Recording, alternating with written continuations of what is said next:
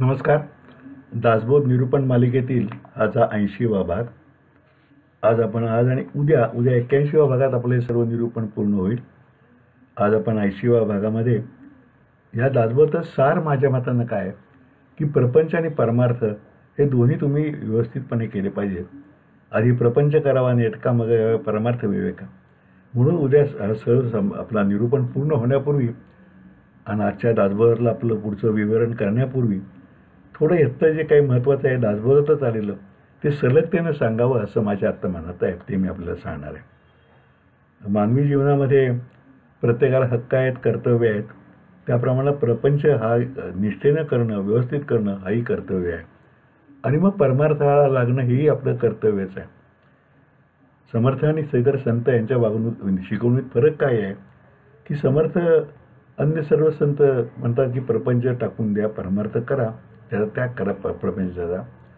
समर्थांचं म्हणणं मात्र असं आहे की प्रपंच नेटका करा, कर्तव्य पूर्ण निष्ठेनं करा, फक्त त्यात अलिप्तपणा बाळगा, त्यात लिप्त होऊ नका. कारण प्रपंच हे आपलं सर्वसाध्य नाही आहे. अंतिम साध्य परमार्थाला जावं असं आहे. पण तो प्रपंच नेटका कर्तव्यबुद्धीनं व्यवस्थितपणे केला पाहिजे. आपली कर्तव्य उत्तम पार पाडली पाहिजेत असं समर्थांचं म्हणणं आहे. आणि तो भोंगळपणाने किंवा अर्धवटपणाने सोडून चालणार नाही असंही समर्थ म्हणतात. त्यातल्या काही मुद्दा ओव्या ग्रुपिंग केलेलं आहे आणि त्याच्यासंबंधी 1-2 वाक्य बोलतो मी. कारण ह्या दासबोधाचं सगळं सार माझ्या मतानं असं आहे. आणि म्हणून मला असं वाटतं नेहमी की म्हातारपणी वाचायचा असा दासबोध नाही आहे. तुम्ही जेव्हा कर्तृत्वान असाल, कर्तव्याच्या वयात 25, 30, 35, 40 तेव्हाच हे आपण दासबोध वाचला, त्यातला उपदेश घेतला तर आपला प्रपंचही नेटका होईल. आणि प्रपंचात फार अडकून न पडता आपण आणखीन वेगळं निरीच्छ बुद्धीनं काही चांगलं कार्यसुद्धा करू शकू. म्हणजे सगळ्यांनी काही भगवे कपडे घालून रानावनात जायचं आणि साधू बनायचं कारण नाही. तुम्ही लोककल्याणाचं काही काम केलं, समाजसेवा केली तरीसुद्धा तो परमार्थ असं मला स्वतःला वाटतं. समर्थ म्हणतात आधी प्रपंच करावा नेटका, मग घ्यावे परमार्थ विवेका. येथे आळस करू नका येथे आळस करू नका विवेकी हो. प्रपंच नेटका जन्मावरून आपल्या येतो, तो नेटका व्यवस्थितपणे केला पाहिजे. त्या वयोमानानुसार असणारी कर्तव्य पूर्ण केली पाहिजे. म्हणजे जेव्हा शिक्षणाचा काळ असेल तर शालेय शिक्षण, तरुणपणी उच्च शिक्षण, नंतर त्या वयात शिक्षणाबरोबर व्यायाम करून शरीर सुदृढ राखणे, कला कौशल्याचा ध्यास घेणे, वाचनाची आवड निर्माण करणे, नंतर क्रीडा प्रकार आत्मसात करणे आणि आपलं व्यक्तिमत्व चौरस आणि संपन्न बनावं यासाठी प्रयत्न करणे. विवाहानंतर एकपत्नीव्रत पाळणे, आपल्या अपत्य होतील त्यांचं संगोपन उत्तम करणे, त्यांच्यावर चांगले संस्कार करणे आणि त्याबरोबर आपल्या वृद्ध आईवडील असतील, नातेवाईक असतील त्यांची सेवा करणे. आणि हे सगळं केल्यानंतर तो नेटका प्रपंच होईल. पण म्हणजे ही कर्तव्य पार पाडली म्हणजे विवेकबुद्धीने प्रपंच नेटका केला समर्थना वाटतं. प्रपंच सांडून परमार्थ कराल त्याने तुम्ही कष्टी व्हाल, प्रपंच परमार्थ चालवाल तरी तुम्ही विवेकी. प्रपंच सोडून परमार्थ केला तरी अन्न मिळेना खायला, मग तया करण त्याला परमार्थ कायचा. समर्थ म्हणतात की प्रपंच म्हणजे सुखसागर नाही आहे. तो नेटका करण्यासाठी अथक परिश्रम आणि त्याला बुद्धीची जोड आवश्यक आहे. त्या परिश्रमानं आणि आव्हानात कंटाळून जर तुम्ही संन्यास घेऊन बाहेर गेलात तर तुमचं काहीच साध्य होणार नाही, परमार्थही साधणार नाही. प्रपंचातनं बाहेर जाल आणि कष्ट भोगायची स्थिती आहे, लोकांच्याकडं भीक मागून खायला लागेल. भिक्षा अशा अर्धवट परमार्थाची भिक्षा म्हणजे भीक नव्हे. जो खरं परमार्थ आहे त्याची भिक्षा ही खरी भिक्षा समर्थांच्या मताने. प्रपंचातून पळ काढणाऱ्या माणसांना पुढे चरितार्थासाठी अन्नासाठी भिक्षापात्र घ्यावे लागेल. अशांना करंटे म्हणजे अभागी संबोधून समर्थ म्हणतात की अशा पळपुट्या अविवेकी माणसांना परमार्थ साध्य होणार नाही. परमार्थ सांडून प्रपंच करसी तरी तू येमयातना भोगसी, अंती परमकष्टी होसी येमयातना भोगता. केवळ प्रपंच हेच काही मनुष्यनामात सार्थक नाही. तसा प्रपंच सर्व पशुपक्षी सुद्धा करतात. पण प्रपंच करताना आपण समजून घेतलं पाहिजे की नेटका प्रपंच करायचा आहे पण अंतिम ध्येय ते नाही आहे. प्रपंच नेटका करून मग परमार्थाकडे वळायला पाहिजे. आणि तुम्ही केवळ त्या सुखोपभोगात आणि इंद्रियाच्या आनंदात गुंतून राहिलात तर जेव्हा म्हातारपणी इंद्रिय विकल होतील किंवा पैसे संपतील तेव्हा तुम्हाला दुःखाची पाळी येईल. यासाठी शरीर नाशवंत आहे आणि आत्मा अविनाशी आहे सूत्र आपण लक्षात घ्यावं. प्रपंची जो सावधान तो परमार्थ करेल जाणं, प्रपंची जो अप्रमाण तो परमार्थी खोटा. ज्याला प्रपंच नाही करता आला त्याचा परमार्थ ढिला पडला. म्हणून प्रत्येकाने प्रपंच आणि परमार्थ दोन्हीचे महत्त्व जाणून घ्यावे आणि आपला प्रपंच यथार्थ रीतीने व सावधानतेने करावा. त्यामध्ये तटस्थता राखली, अलिप्तपणा राखला, साक्षीभाव राखला की नंतरचा परमार्थ सुद्धा यथासांग करता येईल. पण प्रपंच अर्धवटपणे हेळसांडीने केला किंवा त्यात सावधपणे परमार्थाची जाणीव न ठेवता उत्कटपणे किंवा लिप्त होऊन केला तर मग परमार्थही घडू शकणार नाही. हे सूत्र फार हे म्हणजे ज्याला आपण टाईट रोप वॉक म्हणतो असं आहे. प्रपंच करायचा, कर्तव्य व्यवस्थित पूर्ण करायची, उत्तम करायचे, पण गुंतायचं नाही. नाना वेश नाना आश्रम, सर्वांचे मूळ गृहस्थाश्रम, जेथे पावती विश्रामत त्रैलोक्यवासी. गृहस्थाश्रमी निर्माण झाले, आपला आश्रम टाकून गेले, परंतु गृहस्थाघरी हिंडू लागले कीर्तिरूपे. या कारणे गृहस्थाश्रम सकाळामध्ये उत्तमोत्तम, परंतु पाहिजे स्वधर्म आणि भूतदया. आपल्याला जगामध्ये 4 प्रकारचे वेश आणि आश्रम सांगितलेत. आश्रम म्हणजे ब्रह्मचर्य, गृहस्थ, वानप्रस्थ, संन्यास, हे 4 आश्रम आपल्या शास्त्रात सांगितले. गृहस्थाश्रमामध्ये तिन्ही आश्रमांचं येतं असं म्हणतात समर्थ, कारण तिन्ही आश्रमातल्या लोकांचं पालनपोषण गृहस्थाश्रमीच करतात, म्हणून तो मूळ आश्रम आहे. ऋषी, मुनी, योगी, सिद्ध, विद्वान, शास्त्रज्ञ हे सर्व गृहस्थाश्रमात निर्माण झाले आणि पुढे तो आश्रम सोडून पुढे वानप्रस्थ आणि संन्यास या मार्गाने ते गृहस्थाश्रम परमार्थाकडे गेले. म्हणून गृहस्थाश्रम त्याज्य नाही, तो आवश्यकच आहे, फक्त तो न गुंतता केला पाहिजे. आपला अंतिम ध्येय परमार्थ हे लक्षात ठेवलं पाहिजे आणि केवळ आपल्या कुटुंबापुरतंच हित न बघता समाजाचं हित पाहिलं पाहिजे. अडल्या नडल्याला आपण हातभार लावला पाहिजे. विवेकीनं वैराग्य केले तरी अविवेकी अनर्थे घातले, अवघे व्यर्थची गेले दोहीकडे. ना प्रपंच ना परमार्थ, अवघे जिनेची झाले व्यर्थ, अविवेके अनर्थ ऐसा केला. विवेके अंतरी सुटला, वैराग्य प्रपंच तुटला, अंतर्बाह्य मोकळा झाला निसंग वेळी. समर्थांच्या विचारधारेत प्रपंच आणि परमार्थ या दोन्हींनाही प्रत्येक माणसाच्या आयुष्यात निश्चित स्थान आहे. त्या दोन्हीची सांगड योग्य रीतीने घातल्याशिवाय मानवी आयुष्याचे सार्थक होणार नाही. ही सांगड यथायोग्य म्हणजे विवेक व वैराग्य यांच्या संगमातूनच घडू शकेल. प्रपंचात गुंतून परमार्थ विसरला काय किंवा त्रागा करून प्रपंच टाकला काय, त्यानं काही साध्य होणार नाही. वैराग्य सारासार म्हणजे आयुष्यात सार काय नसार काय याच्या विवेकानं आलं तरच ते स्थिर होईल. त्याशिवाय जर नुसतंच वैराग्य धारण केलं तर अशा विचाराने त्याला प्रपंच व परमार्थ या दोन्हीही अपयशी येईल. या अविवेकी वागण्यामुळे ना धर प्रपंच ना पूर्ण परमार्थ अशी त्रिशंकू त्याची अवस्था होईल. वैराग्यवान विवेकी पुरुष ज्याने पूर्ण विवेकाने निर्णय घेतला आहे आणि मीपणातून मुक्त होऊन प्रपंच केला आहे, त्याची प्रपंचातील आसक्ती संपून जाईल आणि असा पुरुष अंतर्बाह्य म्हणजे अंतरंगात आणि बाहेरही पूर्णपणे बंधमुक्त होऊन तोच मूर्तिमंत निसंग योगी बनू शकेल. अशा प्रकारे माणसाने प्रपंच नेटका करावाच, पण परमार्थाची जाणीव ठेवायचे प्रतिपादन समर्थाने केले. आयुष्यातील विशिष्ट टप्प्यावर पोहोचल्यावर बहुतेक प्रत्येकाला परमार्थाची जाणीव होते बहुधा, पण करत्या धरत्या उमेदीच्या काळातच ती जाणीव होणे जास्त महत्त्वाचे आहे. त्या जाणीवेने तुमचे कार्यकर्तृत्व झाकळून जाणार नाही, उलट अधिक परिपक्वतेने तुम्ही यशस्वीकडे गाठू शकाल. म्हणून योग्य वयात, मगाशी म्हटलं तसं 25-30 या वयात तुम्हाला ही जाणीव झाली पाहिजे, कारण त्या यशाला मग तुमच्या यशाला लोककल्याणकारी कृत्याची किनारी असेल. अमेरिकन शेअर बाजाराचा बादशाह वॉरन बफे किंवा मायक्रोसॉफ्टचा बिल गेट्स या जगातील सर्वात धनाढ्य व्यक्तींनी आपल्या प्रचंड संपत्तीचा मोठा हिस्सा लोककल्याणासाठी दिला आहे. भारतात सुद्धा इन्फोसिसचे नारायण मूर्ती असतील, त्यांच्या पत्नी सुधा मूर्ती असतील, तुम्ही त्यांचं वागणं बघा, आदर्श घेण्यासारखं वागणं आहे त्यांचं. या सर्वांनी हा पारमार्थिक दृष्टिकोन म्हणजे प्रपंच नेटका आणि पारमार्थिक दृष्टिकोन हे दोन्ही पाळलेलं आहे आणि तो आणून आपला प्रपंच म्हणजे उद्योग व्यवसाय उत्तम केला आणि शिवाय या आत्मिक बळावर त्यांची यशोकमान चढती राहिलेली आहे.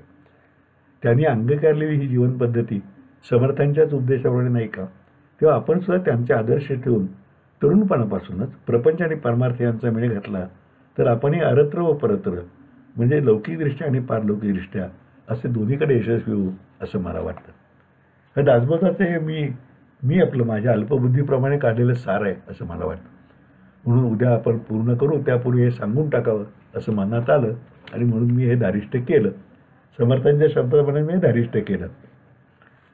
तर आपण काल 9वा समास बघितला निम्मा. आज पुढचा भाग. सूत गुंतले ते उकलावे तैसे मन उगवावे. निर्गुण निर्विकारी एक ते सर्वाठाई व्यापक, देहामध्ये ते निष्कळंक आहे की नाही. द्विधा भासते शरीर, वामांग दक्षिणांग विचार, तोची अर्धनारी नटेश्वर पिंडी ओळखावा. पिंड पडदा अवघेची जाते, परंतु परब्रह्म राहते, शाश्वत समजून मग ते दृढ धरावे. या विश्वाचा सगळा पसारा आणि त्यातील अगणित वस्तू आणि प्राणीमात्र पाहिले की मूळ मायेतील सगळी तत्वे एकत्र कालवून त्यांच्या मिश्रणाने तयार झाले हे समजू शकते. ते गुणाचे मिश्रण वेगवेगळ्या प्रमाणात होऊनच प्रत्येक जीव प्राणी निर्माण झाला. त्या प्रत्येकाचे म्हणून गुण, अवगुण, स्वभाव, बुद्धी सर्व वेगवेगळं आहे, परंतु सर्वांचे मूळ मात्र हे मिश्रणच आहे. तेव्हा ज्ञान होण्यासाठी हे मिश्रण कोणकोणत्या तत्वाचे बनले आहे, कोणत्या प्रक्रियेने बनले आहे हे विश्वाचा अभ्यास करून शोधावे लागते. सूक्ष्म मूळमाई जी 14 संकेतनामे आहेत ती अशी: तात्पर्य, चैतन्य, गुणसाम्य, अर्धनारी नटेश्वर, षड्गुणेश्वर, प्रकृती पुरुष, शिवशक्ती, शुद्ध सत्व, गुणमाया, सत्व, रज, तम, मन, माया आणि अंतरात्मा. ती नामे आणि त्यांचे कार्य या ब्रह्मांडात मानवतेत असताना समजून घेण्याचा प्रयत्न करावा. सृष्टीचा हा गुंता उकलण्याचा मार्ग सांगता समर्थ म्हणतात: सूत गुंतले ते उकलावे तैसे मन उगवावे, मानत मानत घालावे मुळाकडे. एखाद्या सुताच्या गुंड्याचा गुंता झाला की सोडवण्यासाठी आपण एक एक पदर आधी सोडवतो. तो सुटा होऊ लागला की मग दुसरा, मग तिसरा, असे पायरी पायरीने पदर सोडवत जातो आणि शेवटी मग तो गुंता पूर्णपणे सुटतो. अगदी त्याचप्रमाणे या ऐहिकाच्या लोभामुळे संभ्रमित झालेला मनाचा गुंता एक एक लोभ व मोहातून मुक्त करीत क्रमाक्रमाने सोडवावा लागतो. एखाद्या व्यसनी माणसाने ते एकदम सोडले तर वैद्यकशास्त्रात त्याला विड्रॉल सिंड्रोम म्हणतात. तो धक्का बसून मनुष्य गंभीर आजारी होण्यास धोका असतो. तसे होऊ नये म्हणून त्याला पायरी पायरीने मुक्त करतात. तसेच सर्व मायामोहातून एकाच क्षणी सुटण्याचा प्रयत्न केला तर साधक जास्तच गोंधळून व भरंगण्याची शक्यता आहे. म्हणून मनाला मनवत हळूहळू एकेका पाशातून सोडवून मूळ परब्रह्माकडे नेण्याचा प्रयत्न करणे हाच योग्य मार्ग आहे. असे केल्यावर सर्वत्र व्यापणारे निर्गुण निराकार ब्रह्म एकच असून तेच अंशरूपाने प्रत्येक जीवात आहे याचा धांडोळा घ्यावा. मूळ मायेचे संकल्प स्वरूपच अंतःकरण आणि चैतन्य रूपाचे आहे असा प्रत्यय येऊ लागेल. सर्व गुण समप्रमाणात असणारी सूक्ष्म गुणसाम्य अवस्था केवळ थोर साधूच जाणू शकतात व म्हणूनच ते सर्वांना वंदनीय होतात. प्रत्येकाच्या शरीरात डावा आणि उजवा असे 2 भाग असतात, पण शरीर मात्र या दोन्ही मिळून एकरूपच असते. तेच शरीरातील अर्धनारी नटेश्वराचे रूप जाणले पाहिजे.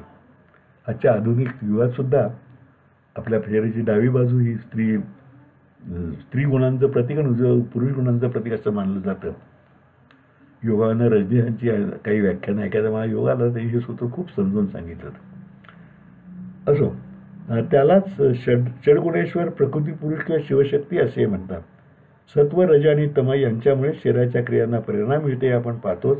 आणि जीव, मन आणि माया हाही प्रत्येक प्राणीमात्राच्या स्वभावाचा भागच आहे हे समजून येते. स्थूल दृश्य आणि सूक्ष्म ब्रह्म यातील फरक असा स्पष्ट करून सांगितलं. समर्थ या समासाची म्हणजे 9व्या समास समाप्ती करताना आणखीन एक महत्त्वाचं सूत्र सांगतात. पिंडाचे हे करते करवते त्रिगुण आणि स्वभाव असले तरी पिंड पडताच, म्हणजे जीव मृत्यू पावल्यावर त्या जाणाऱ्या जीवावर हे सर्वच निघून जाते, परंतु फक्त शाश्वत परब्रह्म सर्वत्र शिल्लक राहते हे साधकाने निश्चितपणे समजून घ्यावे आणि अर्थात त्या शाश्वत परब्रह्माला घट्ट धरून दृढ संकल्पाने त्याचीच उपासना करीत असावे. आता आपण 10व्या समासाला सुरुवात करतोय. दासबोध हा 20 दशक आणि प्रत्येक दशकाचे 10 समास असा 200 समासांचा बनलेला आहे. आता आपण 9 दशक पूर्ण आणि 10व्या दशकातील 9 समास पूर्ण केले. आज आणि उद्या आपण 10वा दशक पूर्ण करू आणि सर्व 200 समास पूर्ण होतील. आपल्याला दासबोध पूर्ण होईल. ह्या शेवटचा जो हा दशक आहे, समास आहे, त्याला विमल ब्रह्म निरूपण असं समर्थाने म्हटलेलं आहे. यातल्या काही शेवटच्या ओव्या तर फारच मनोज्ञ आहेत, ते आपण उद्या बघू. आज आपण सुरुवात करूया. समर्थांच्या दासबोध या अलौकिक ग्रंथाचा हा शेवटचा समास आहे. ताक घुसळल्यानंतर येणाऱ्या लोण्यात ताकाचे सर्वसत्व ते संपूर्ण दासबोधीतील परब्रह्म विवेचनाचे सार समर्थांनी या समासात सांगितले. परब्रह्म विशुद्ध असून त्यात कणभरी मलिनता नाही, या अर्थाने ते परमशुद्ध असे विमल आहे. परब्रह्म धरू म्हणून धरता येत नाही, टाकू म्हणून टाकता येत नाही, असे ते सदा सर्वदा आहे तसेच कायम आहे. जेथे जावे ते तेथे आहेच. त्याच्याकडे पाठ करून तोंड वळले तरी ते पुन्हा तोंडासमोर सन्मुख असतेच आणि त्याचवेळी पाठीशीही असते. आकाशाखाली बसलेला माणूस उठून दुसऱ्या जागी गेला तरी तिथेही आकाश असतेच. कोणी जिथे आकाशच नाही तिथे पळून जाण्याचा प्रयत्न केला तर तो कधी यशस्वी होईल का? ह्या समर्थ म्हणतात, समस्तांचे मस्तकी राहे, माध्यान्नी मार्तंड जैसा परब्रह्म. प्राणी बैसोनीच राहता अथवा बहुत पळून जाता, परब्रह्म ते तत्वता समागमे. पक्षी अंतराळी गेला, बहुते आकाशाची तयाला, तैसे ब्रह्म प्राणी याला व्यापून आहे. परब्रह्म ते एकले, एकदांची सकळांशी व्यापिले, सकळास स्पर्शोन राहिले सकळा ठाई. माणूस कुठेही गेला तरी आकाश तिथं त्याच्या आधीपासूनच असते. आकाशाच्या सर्व व्यापिण्याला सूर्याची उपमा देताना समर्थ म्हणतात, जिकडे तिकडे प्राणी पाहे तिकडे ते सन्मुखच आहे, समस्तांचे मस्तकी राहे, माध्यान्नी मार्तंड जैसा. माध्यान्ह काळी सूर्य जसा पृथ्वीतला कुठेही गेलो तरी डोक्यावर असतोच, तसेच प्राणीमात्राने कुठेही जाऊन कुठेही नजर वळवली तरी नजरेसमोर परब्रह्म असतेच असते. एकच सूर्य विराट पृथ्वीवर दुपारी सर्वांच्या डोक्यावर दिसतो, हा चमत्कारच नाही का? परंतु परब्रह्माला सूर्याची उपमाही पूर्णपणे लागू पडत नाही, कारण सूर्य एकादशी असून परब्रह्म त्याहून विशाल व त्याला सुद्धा सामावून घेणारे इतकं व्यापक आहे. जगातील तीर्थक्षेत्रे पाहण्यासाठी कष्ट घेऊन दूरदूर जावे लागते, तर परब्रह्म सर्वव्यापी असल्याने ज्ञानदृष्टीने त्याचे बसल्या जागीच मनदर्शन होऊ शकते. एखादा जीवप्राणी परब्रह्माला सोडतो म्हणून एकाच जागी बसून राहिला किंवा पळत सुटून खूप लांबवर गेला तरी परब्रह्म सदैव त्याच्या संगाती त्याच्याबरोबरच असते. एखाद्या पक्षाने अंतराळात खूप उंच जरी भरारी घेतली तरीही तेथेही त्याच्या सभोवती आकाश असतेच. त्याचप्रमाणे प्राण्याला परब्रह्माने चौदिशांनी कायमचेच व्यापलेले आहे. परब्रह्मामध्ये केवळ परब्रह्मच आहे, त्याशिवाय काहीही नाही म्हणून ते पोकळ तर त्याचवेळी सर्वत्र घट्टपणे भरलेले असल्याने घनदाट आहे. सर्व वस्तुमात्रांचा आणि विश्वाचा शेवट ज्या परब्रह्मात होतो ते दृढभावाने त्याची उपासना करणाऱ्याला मात्र सहजपणे आणि सरळपणे प्राप्त होत असते. स्वर्ग, पृथ्वी, पाताळ हे तिन्ही लोक, वैकुंठ, कैलास आणि इंद्रलोक या सर्वांना परब्रह्मच व्यापून आहे. आणि रोजच्या व्यवहारातले उदाहरण देताना समर्थ म्हणतात की काशीपासून रामेश्वरापर्यंत ते अपारपणे भरून आहे. परब्रह्माचे भरून जाणे हे वस्तुमात्रांच्या आत बाहेर, पुढे मागे, वर खाली असे सर्वत्र भरलेले आहे. त्याला येणे नाही, जाणे नाही, खंड नाही आणि पारही नाही, असे ते अखंड, अपरंपार आणि निश्चल आहे. या एकाच परब्रह्माने सर्वांना व्यापले आहे. ते सर्वस्पर्शी असून कोणताही भेदभाव न करता ते सर्वांच्या ठायी सदैव वास करीत राहते. मात्र असे असून सुद्धा ते जाणणारे भाग्यवंत मात्र अत्यंत मोजकेच असतात. असे हे परब्रह्म मळरहित म्हणजे कोणताही मळ नसलेले, म्हणजेच कोणत्याही दृष्टीने यत्कंचितही मलिन नसलेले आहे. आणि म्हणूनच समर्थ त्या अद्वितीय परब्रह्माला विमल ब्रह्म असे यथार्थतेने संबोधतात. आज आपण इथेच थांबूया. उद्या पुढचा भाग. तोपर्यंत नमस्कार.